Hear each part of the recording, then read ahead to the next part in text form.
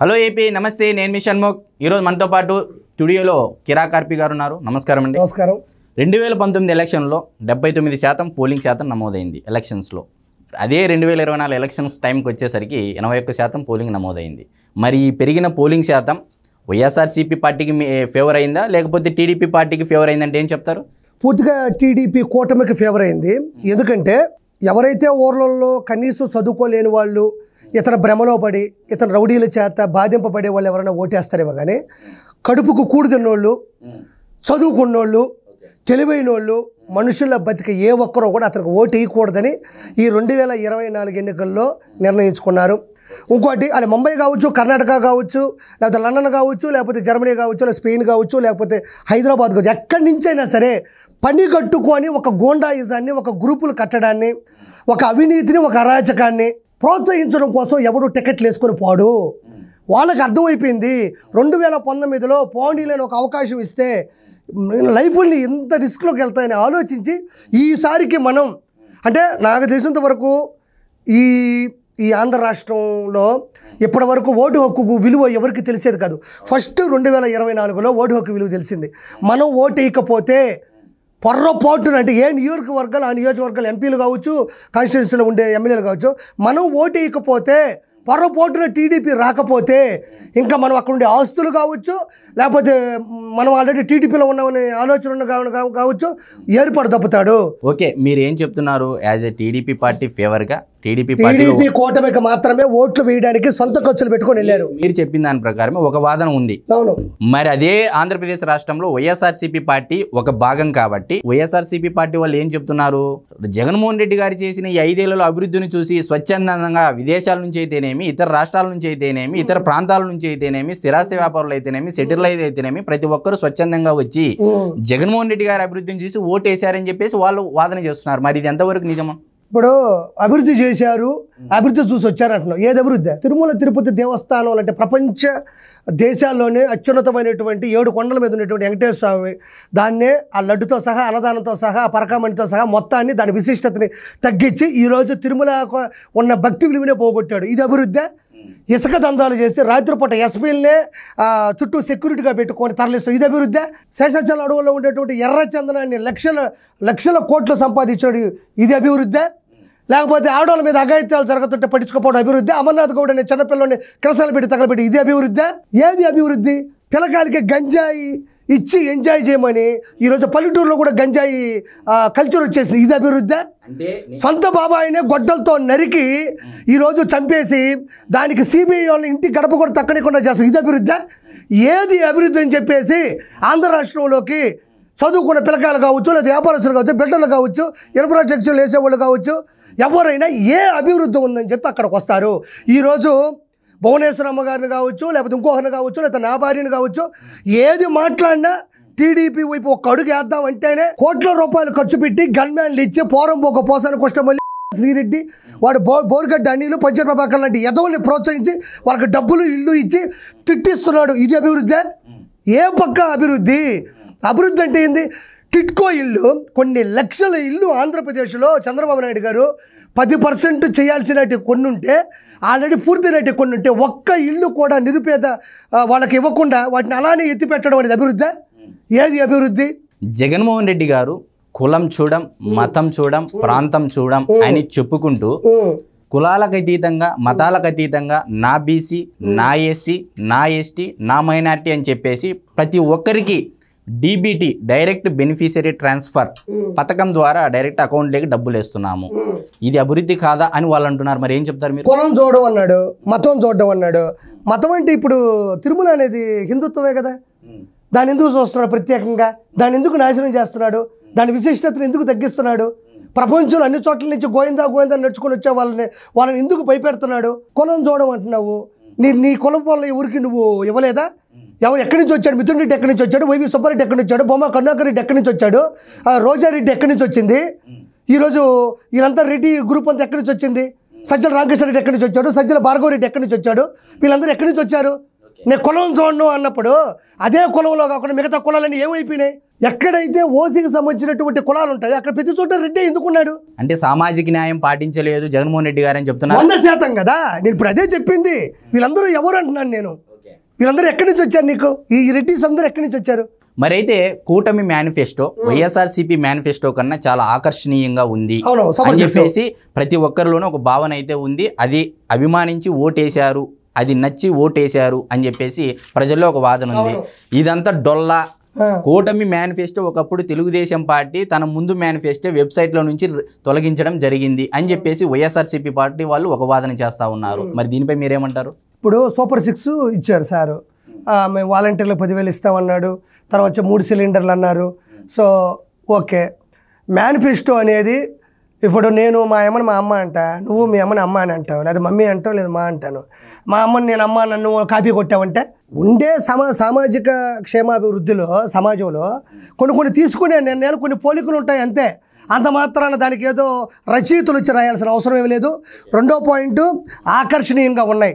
Voluntary వ్యవస్థ అనే పాపం ఒక పిల్లకాయల్ని అడ్డదిడ్డంగా వాడుకొని వాళ్ళ జీవితాలతో ఆడుకొని 5,000 రూపాయలకి ఈరోజు పనిచేసి ఎవడున్నాడు ఈ భారతదేశంలో? వాళ్ళని హిప్నోటిజం చేయడం, నువ్వు వచ్చావంటే నీకేమైనా చేసి పెడతాను, 7 సంవత్సరాలు ఆగని వాళ్ళ జీవితాలు నాశనం చేశాడు జగన్మోహన్ రెడ్డి.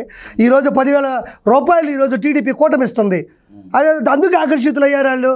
మెయిన్గా ఏంటంటే ఈ హత్యా రాజకీయాలు తగ్గిపోతాయి, ఆడవాళ్ళ మీద అమానుషమైనటువంటి కార్యక్రమాలు తగ్గిపోతాయి. కాబట్టి అతిపెద్ద మేనిఫెస్టో ఏంటంటే జగన్మోహన్ రెడ్డిని అంతం చేయడం. ఇది నెంబర్ 1 మేనిఫెస్టో. ఓకే, 2019 ఎలక్షన్లో చంద్రబాబు నాయుడు గారు చివరి మూమెంట్లో పసుపు కుంకుమ ఇచ్చారు. అవును, పసుపు మీకు ఇచ్చి కుంకుమ జగన్మోహన్ రెడ్డి గారు పెట్టారు ప్రజలు. మరి ఇప్పుడు 2024 ఎలక్షన్లో అదే రిపీట్ అవుతుందా, లేకపోతే పసుపు మీకే కుంకుమ మీకే వస్తుంది అని అంటే ఏం చెప్తారు? 2019 ఎలక్షన్లో మనోడు చేసే తెలివితేటలు, మనోడు గ్రౌండ్ వర్క్ ఎవరు అర్థం చేసుకోవాలి. అంటే తెలివితేటలు అంటే మంచి తెలివితేటలు కాదు, అవినీతి తెలివితేటలు, అరాచక శక్తులు. మనోడు వేసుకున్న గ్రౌండ్ వర్క్ ఎవరు పసిగట్టలేకపోయారు. అదే అతి పెద్ద మైనస్ అయింది మన పార్టీకి. అంటే అతను ఆడవాళ్ళని బూతులు తిట్టించడానికి ఒక వర్గాన్ని, లేకపోతే బాబాయిని చంపేస్తే అది కొంచెం సానుభూతిగా వస్తుందని బాబాయిని లేపించే ప్రయత్నాలు ఒకవైపు చేస్తున్నాడు. ఆ ఎయిర్పోర్ట్లో కోడికత్తి ఎవడైనా మనిషిని ఒకటి చచ్చిపోతాడా? ఎలా చచ్చిపోతాడో? నీ చుట్టుపక్కల అంతమంది గన్మ్యాన్లు ఉండి అంతమంది సెక్యూరిటీ ఉంటే ఎయిర్పోర్ట్లో ఒకటి నిజం చెప్తాడు, పొడిచాడు. ఎక్కడ పొడిచినా ఏడ పొడిచినా గుండెకి కూడా తగలుతుంది. అంటే ఒక పోటే పొడవగలడు, అది కూడా గన్మ్యాన్ కళ్ళు సైకిల్లో చూడకపోతేనే పొడవగలడు. ఒకవేళ పొడిచిన ఇంకోటి పొడవలేడు, అవకాశం కూడా ఉండదు. మరి ఎలా చచ్చిపోతానని వాడు కోడికత్తి పట్టుకొని వస్తాడు.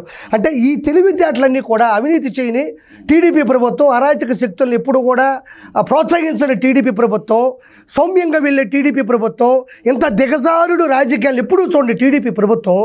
ఒక్కసారిగా 2019లో అతను చేసినటువంటి ఎదవ చేష్టాలకి, ఎదవ కథలకి ఒక్కసారిగా ఆశ్చర్యపోయింది. ఇది జనాలకు తెలియక పాపం నిజమే కదా పొడిచేశారే జగనే, రాజశేఖర రెడ్డి గారు కొడుకే అని అనుకున్నారు. కానీ ఇప్పుడు 2024లో మనం ఏం చేయలేదు ఇలాంటివి. మళ్ళీ ఇప్పుడు కూడా ఆ రాయి తీసుకొని కొట్టించుకోవడం, కావాలని నన్ను తిడుతున్నారని చెప్పడం, నన్ను ఒక్కడనే చేసేసాడని చెప్పడం, నేను 100% చేస్తేనే ఓట్లేదు, 100% చేయలేదని అందరికీ తెలుస్తుంది. కానీ ఆ మాట ఒకటి అనేస్తే హిప్నోటిజం. ఆ మాట అంత ధైర్యంగా అన్నాడా అంటే ఓకే, అయితేనే నాకు ఓటేయండి అని స్లోగన్ ఒకటి పలకడం, ఇవన్నీ కూడా ఏంటంటే మళ్ళీ 2019లో ఉండేటువంటి సినిమాని రిపీట్ చేస్తున్నాడు. అప్పుడైతే చంపడానికి బాబాయ్ ఉన్నాడు, ఇంటి దరిదాపుల్లో ఉన్నాడు. ఇప్పుడేమో అమ్మ అమెరికాకి వెళ్ళిపోయింది, చెల్లెళ్ళు ఇద్దరు చెరో పార్టీలోకి వెళ్ళిపోయారు. ఈరోజు ఎవరూ లేరు చంపడానికి. వాళ్ళు ఇప్పుడు ఏమైనా ఒక్కటి అర్థం చేసుకుంటే 2024లో సొంత అమ్మే అమెరికాకి వెళ్ళిపోయి షర్మిలకు ఓటేయండి, మా షర్మిలమ్మకు ఓటేయండి అంటే, ఇద్దరు చెల్లెలు రోడ్ల మీద పట్టుకొని మా ఓడిని ఓడించండి, వాడు మా ఓడి ఎదవ సన్నాసి, మమ్మల్ని నాశనం చేశాడు, ఏపీని నాశనం చేస్తాడు, జాగ్రత్తని సొంత చెల్లెళ్ళే కొంగు పట్టుకొని ఓట్లు అడుగుతా ఓటమిని అడుగుతుంటే, అది కూడా మనం వ్యంగ్యంగా తీసుకుంటే ఈ రాష్ట్రానికి ఇంతకన్నా ఏముంటుంది? మరైతే 2019 ఎలక్షన్లలో తెలుగుదేశం పార్టీ అధినేత, ఈసారి వైఎస్ఆర్సీపీ పార్టీ అధినేత గెలవడం జరిగింది. ఈసారి కొత్తగా వినూత్నంగా ఏంటంటే ఇద్దరు ముఖ్యమంత్రులు, ఒక పార్టీ అధినేత, అంటే ముగ్గురు ముఖ్యమంత్రులు, జగన్మోహన్ రెడ్డి గారు, కిరణ్ కుమార్ రెడ్డి గారు, చంద్రబాబు నాయుడు గారు, ఇటు జనసేన పార్టీ అధినేత పవర్ స్టార్ పవన్ కళ్యాణ్ గారు, నలుగురు హేమీలు పోటీ చేయడం జరిగింది. అలాగే హిందూపూర్లో బాలకృష్ణ గారు, మంగళగిరిలో నారా లోకేష్ గారు. విచిత్రంగా ఈ 4 నియోజకవర్గాలు ఏదైతే కుప్పంలో చంద్రబాబు నాయుడు గారు మినహా, పిఠాపురంలో పవన్ కళ్యాణ్ గారికి ప్రత్యర్థి వంగా గీతా గారు మహిళ, అదేవిధంగా హిందూపూర్లో బాలకృష్ణ గారికి ప్రత్యర్థిగా వైఎస్ఆర్సీపీ పార్టీ నుంచి ఒక మహిళ, అలా విధంగా మంగళగిరిలో నారా లోకేష్కి ప్రత్యర్థిగా ఒక మహిళ. ఈ మహిళా రాజకీయము ఏంటి, ఈ వ్యూహం మీద మీ అభిప్రాయం ఏం చెప్తారు? నేను అదేనా చెప్పింది, కోడికత్తి డ్రామాలు ఇవన్నీ అవన్నీ కోడికత్తి డ్రామాలు. మనోడికి బలి తెలివితేటలు సజ్జల భార్గవరెడ్డి అని ఒకడు ఉంటాడు, అతి తెలివితేటలు ఉండేవాడు. వాడికి ఏంటంటే ఏదో రోజు జగన్మోహన్ రెడ్డి లేపేసి మనోడు సీఎం అవుదామని. అది నేను ఈ రోజే చెప్తున్నా, గుర్తుపెట్టుకో జాగ్రత్త. సజ్జల భార్గవరెడ్డి అనేవాడు అన్ని వీడియోలు చూశాను. మనోడు ఖచ్చితంగా జగన్మోహన్ రెడ్డిని ఏదో ఒక రోజు నాశనం చేసి మనోడు ఎక్కదాం అన్నట్టుగా మనోడు ఫీలింగ్ ఉంటుంది.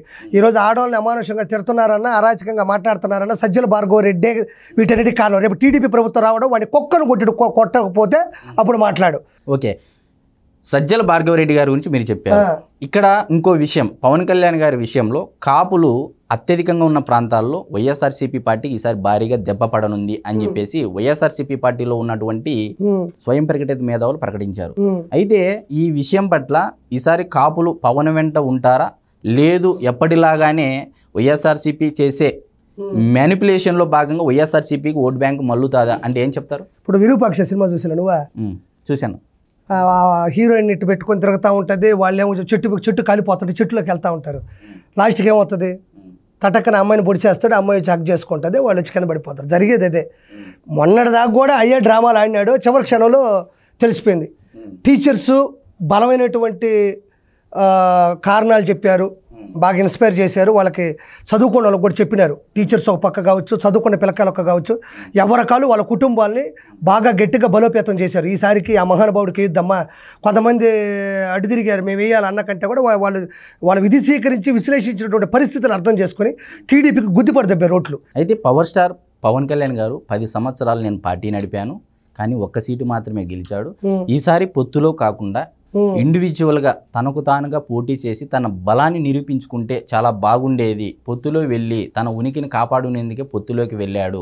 వీళ్ళంతా ఒక బలమైన శక్తిని జగన్మోహన్ రెడ్డి గారిని ఎదుర్కోవడానికి బలహీనులంతా ఏకమయ్యారు, శబ్దం చేస్తున్నారు. ఈ తాటాకు చెప్పులకు జగన్మోహన్ రెడ్డి భయపడ్డాడు అని చెప్పేసి వాళ్ళు అంటున్నారు. మరి దీనిపై మీ అభిప్రాయం ఏంటి? మన భారతదేశం ఏంటి, ఇది ఒక దేశం, ఇది ఒక రాజ్యం. శ్రీలంక కూడా ఒక రాజ్యం. అక్కడ దేవుడు ఎవడు? రావణాసురుడు. మనకు దేవుడు ఎవడు? శ్రీరాముడు. శ్రీరాముడు యొక్క సతీమణిని సీతాదేవిని ఎత్తుకెళ్ళి లంకలో పెట్టుకున్నాడు కూడా, అంటే ఏరో వాళ్ళ భార్యని దొంగిలించి తీసుకెళ్ళి దాపెట్టినోడు కూడా ఒక రాజ్యానికి ఒక రాజు అయ్యాడు. ఓకే, నా భార్యని నేనే తెచ్చుకుంటానని తండ్రి మాట మీద అడవులకు వెళ్ళిన రాముడు కూడా దేవుడయ్యాడు.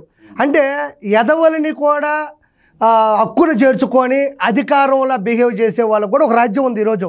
ఇప్పుడు జగన్మోహన్ రెడ్డి కూడా రావణాసురుడు లాంటోడే. టీడీపీ ప్రభుత్వం ఒక రాముడిలో తీసుకుంటే ఆ రోజు రావణాసురుడిని వధించడానికి కూడా రాముడికి బలం సరిపోలా. కానీ అదే రాముడిని ఈ భారతదేశంలో 150 కోట్ల మంది 100 కోట్ల జనాలు ఉంటే ఈరోజు అదే రాముడికి జై శ్రీరామ్ జై శ్రీరామ్ అయోధ్య కట్టించుకున్న ఇదే దేశంలో అదే రాముడు ఆ రోజు రావణాసురుడిని వధించడానికి, చంపడానికి, అతని మటుమాయం చేయడానికి అతని బలం సరిపోలా. వానర సైన్యం బలం తీసుకున్నాడు. ఇలా రకరకాల బలాలు తీసుకొని బలోపేతంగా లోపలికి వెళ్ళి అతను 10 తలకాయలు తీసి అప్పుడు సీతాదేవిని తీసుకొని వచ్చాడు. అంటే ఇప్పుడు రాముడికి బలం లేదనే, తెలివితేటలు లేవనే. అంటే మీరు ఇప్పుడు ఏం చెప్తున్నారు? రాముడికి అన్ని అవకాశాలున్నా, శక్తి ఉన్నా, మానవ రూపం ఎత్తాడు కాబట్టి అందరినీ కూడగట్టుకొని రావణాసురుడు అనే ఒక రాక్షసుని గుణంతో జయించాడు అని మీరు చెప్తున్నారు. అంటే ఇప్పుడు చంద్రబాబు నాయుడు మంచి గుణం ఉంది, జగన్మోహన్ రెడ్డి గారికి గుణం లేదు, రాక్షసుడు అంటారు. నేను అదే చెప్తున్నాను. రావణాసురుడు ఈక్వల్ టు జగన్మోహన్ రెడ్డి అయితే టీడీపీ ప్రభుత్వంలో ఉండేటువంటి చంద్రబాబు నాయుడు గారు కావచ్చు, ప్లస్ కూటమిలో ఉండే జనసేన వాళ్ళు కావచ్చు, ఏదైనా కూడా నేనేమంటానంటే ఇక్కడ రాముడు అనేది ఎవరు అనేది మళ్ళీ తీస్తే ఇక్కడ అంత పెద్ద రాక్షసుడు అయిపోయాడు అతను. అంటే రాక్షసుడికి అంత బలం ఉంటే అతనే దేవుడు అవుతాడు కదా అనుకుంటే అది అవినీతి ద్వారా వచ్చినటువంటి రాక్షసత్వం. కాబట్టి ఇక్కడ రాముడికి బలమే సరిపోలేదు. కాబట్టి ఖచ్చితంగా జనసేన కావాలి, బీజేపీ కావాలి. ఇలా ముగ్గురు పొత్తుతో ఆ రోజు రాముడు ఎలా అయితే రావణాసుడిని వధించాడో కాబట్టి బలం కావాల్సి వచ్చింది. తప్పు లేదు, ఇంకో 30 మందిని కలుపుకున్న తప్పు లేదు. అతను లాంటోడు ఇంకెప్పుడు ఈ భూమి మీద ఉండకూడదు, ఉండనీయకూడదు. ఓకే, జగన్మోహన్ రెడ్డి గారు మొన్న ఐపాక్ టీంతో కలిసేసి ఇదంతా ఎలక్షన్ అయిన తర్వాత 150కి పైగా 155 స్థానాలు పైబడే మనకు సీట్లు వస్తాయి. సో మీరు ఎటువంటి నైరాశ్యానికి గురి కావద్దు అని ఒక వాళ్ళ కార్యకర్తలకు హింట్ ఇస్తూ రేపు ఎలక్షన్ కౌంటింగ్ రోజున ఏజెంట్లు కూడా వైఎస్ఆర్సీపీ పార్టీకి రావడం కష్టమవుతుంది అనే ఉద్దేశంతో ఈ ప్రకటన చేశారు అని నేనంటే మీరేం అభిప్రాయం చెప్తారు? అతను చేసేది హిప్నోటిజం. అతను చర్చిలు తిరిగి ఆ చర్చిలో చెప్పేటట్టు చెప్తుంటారు చూసావా, అది బాగా అతనిలో ఉన్నది ఏంటంటే ఆ చేతబడి కార్యక్రమాలు ఎక్కువ ఉన్నాయి.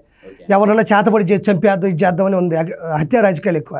సో మనోడు ఏంటంటే మనోడికి తెలుసు వాడు ఓడిపోతాడు సంగతి తెలుసు, కానీ చివరి క్షణంలో ఓటింగ్ లెక్కింపు దగ్గర కూడా ఇలాంటి హిప్నోటిజం ఇప్పుడే చేస్తే ఆ రోజు పరిస్థితుల్ని ఈ రోజే చేతులు పెట్టుకుందామని ఆలోచన అతనిది. ఆ రోజు ఏజెంట్లు కావచ్చు మీరు చెప్పినట్టు, అంటే ఇట్లా కొంచెం గట్టిగా చెప్పేస్తే రేపు ఏజెంట్లు అక్కడికి వచ్చే ఓడిపోతే అక్కడే కొడతారేమో, అదొద్దా లాజిక్. వామ్మో ఇది 151 అంటున్నాడు జగన్మోహన్ రెడ్డి, మనం ఆడపై లెక్కింపు దగ్గరికి వెళ్తాము, ఆ రోజే అయిపోతుంది, ఆ రోజు మనం ప్రత్యేకంగా కనబడతాము కౌంటింగ్ దగ్గర, అంటే వీడు వాళ్ళ మనిషి కదా అనుకుంటారు, అంటే వాళ్ళే రాకుండా చేద్దామని ఒక ప్రత్యేకత కావచ్చు. రెండోది, ఇతను లండన్కి వెళ్తున్నాడు కాబట్టి భయపడి వెళ్ళిపోతున్నాడు అని చెప్తే దాన్ని కాదు అని, అంటే జనాలకి హిప్నోటిజం నాకు 151 వస్తాయమ్మా, మరి 175 ఆడిపోయింది అంటే మేకపోతు గాంభీర్యం అంటారా? ఖచ్చితంగా 175కి 175 ఆడిపోయింది, 175కి 175. ఇంకో విషయం చెప్తాను, అసలు పోయిన వచ్చిన సీట్ల సంఖ్య ఇప్పుడు చెప్పుకోవడం ఏంటి? పోయినసారి వచ్చిన 151, రాబాకు ఆయన వచ్చాడు కాబట్టి 152 అయింది. ఆ సీట్లో ఎందుకు చెప్తున్నావు నువ్వు? అసలు ఆ సీట్లో చెప్పాల్సిన అవసరం ఏముంది?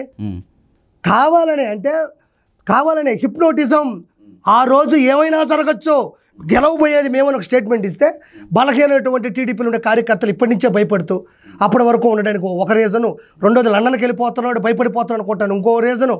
మొత్తానికి ఈసారికి అతని చేష్టాలు ఏవి కూడా ఎందుకంటే అధికారులు మారుతున్నారు, పూర్తిగా మన ఈవీఎం మిషన్ని పిన్నెల్లి రామకృష్ణారెడ్డి కొట్టడం కావచ్చు అన్నీ అర్థమైపోతుంది. నగరిలో మీ అభిమానం అంటే ఒకప్పుడు మీరు జబర్దస్త్లో పనిచేశారు, సో ఆమె జడ్జిగా పనిచేశారు.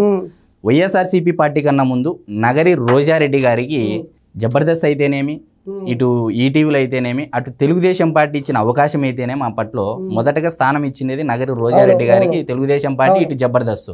మరి ఇప్పుడు వైఎస్ఆర్సీపీ పార్టీలోకి వెళ్ళిన తర్వాత ఈసారి ఎలక్షన్లో గెలుస్తాదా లేదా అంటే ఏం చెప్తారు? డిపాజిట్లు రావు అని చెప్తాను. ఆ మనిషిని నగరి ప్రజలే కొడతారు. ఇంక నెక్స్ట్ దిక్కు దిశాలం లేకుండా 3-4 కోట్లు 4,000 కోట్లు 5,000 కోట్లు సంపాదించిందంటే మొత్తం సెటిల్మెంట్లే నగరీలో. ఎందుకంటే నాకు అబద్ధం చెప్పాల్సిన అవసరం, నాకు తెలిసింది నేను చెప్పిన కాదు అని ఆవిడ చెప్తుంది. రేపు చెప్పుకో, నాకెందుకు, నేను అవునన్నా నువ్వు కాదన్నా, రేపు లగ్జరీ లైఫ్ బతుకుతుందిగా. అంటే రెవెన్యూ రికవరీ యాక్ట్ ద్వారా మేము అన్ని బయట పెడతాం, శ్వేతపత్రం రిలీజ్ చేస్తాం 100%, అందులో నో డౌట్. రెండోది బాగా సంపాదించుకుంది, రేపు ప్రభుత్వం రాదని తెలుసు, అభివృద్ధి అనేది జీరో, జనాలు కూడా వేసారిపోయినారు. ఈ మనిషికి డబ్బులు సంపాదించుకుంటుంది, మనం పట్టించుకోదు. మెయిన్ ఒకటే అన్న, ఎప్పుడైతే చంద్రబాబు నాయుడు గారు ఒక పార్టీ అధినేత, ఒక సిబిఎన్ గారు ఎన్టీ రామారావు గారి తర్వాత అలాంటి పరిస్థితుల్లో చేతులు పట్టుకొని దీన్ని ఈ రోజు కూడా నడిపించుకుంటూ వచ్చాడు. నువ్వు తిట్టాలనుకుంటే ఒక ఎమ్మెల్యేని తిట్టుకోండి, ఒక ఎమ్మెల్యే క్యాండిడేట్లు తిట్టుకోవాలి, కానీ ఒక పార్టీ అధినేత అయినటువంటి చంద్రబాబు నాయుడు గారిని ఇష్టారాజ్యంగా మాట్లాడుతాను. నేను ఈరోజు మాట్లాడుకున్న రీజన్ ఏంటంటే, నువ్వు తప్పు చేస్తే నేను తప్పు చేస్తా, నువ్వు మాట్లాడితే నువ్వు మాట్లాడతా, నేను రోజమ్మ అంట, రోజా గారు అంట, నువ్వు కెండల్ చేస్తే నేను రోజా అంట. చంద్రబాబు నాయుడు గారిని పట్టుకొని తిట్టు లేదు తెలుసు, నమస్కారాన్ని ప్రతి నమస్కారం, అదే సంస్కారం, మర్యాదకు మర్యాద. నువ్వు మాట తప్పావనుకో, నువ్వు మా నాయకుడు చంద్రబాబు నాయుడు గారు నువ్వు అన్నావు అనుకో, నీ నాయకుడు జగన్మోహన్ రెడ్డిని చెడు కూడా ఆడతాను, నేను విలువ కూడా ఇవ్వను. భారతీ రెడ్డి అంట, అవినాష్ రెడ్డి అంట, జగన్మోహన్ రెడ్డి అంట. నువ్వు గౌరవిస్తే నేను గౌరవిస్తా, నువ్వు గౌరవించకపోతే గౌరవించు. ఓకే, మరి అయితే చివరిగా తెలుగుదేశం పార్టీ వాళ్ళేమో 1 తారీఖు ప్రమాణ స్వీకారం ఉంటుంది ఒక ప్రాంతంలో అని చెప్పి చెప్తున్నారు. వైఎస్ఆర్సీపీ పార్టీ వాళ్ళేమో 9వ తారీఖు వైజాగ్లో ఫ్లోటింగ్ బ్రిడ్జ్ మీద ప్రమాణ స్వీకారం అని చెప్పేసి వాళ్ళు చెప్తా ఉన్నారు. మరి దీనికి తెర లేపారు, అసలు ఏది నిజం ఏది అబద్ధం అంటే ఏం చెప్తారు? 8వ తారీఖు టీడీపీ ప్రభుత్వం కూటమి ప్రమాణ స్వీకారం చేస్తుంది. ఆ తర్వాత సరదాగా ఏడ్చుకుంటా వాళ్ళు 2 గ్లాసులు ముందు తాగుతా వదిలేసినటువంటి చీరలు ఆడ కూర్చొని వాళ్ళు కళ్ళు అలా చేసుకుని వెళ్ళిపోతారు అంతే. ఓకే.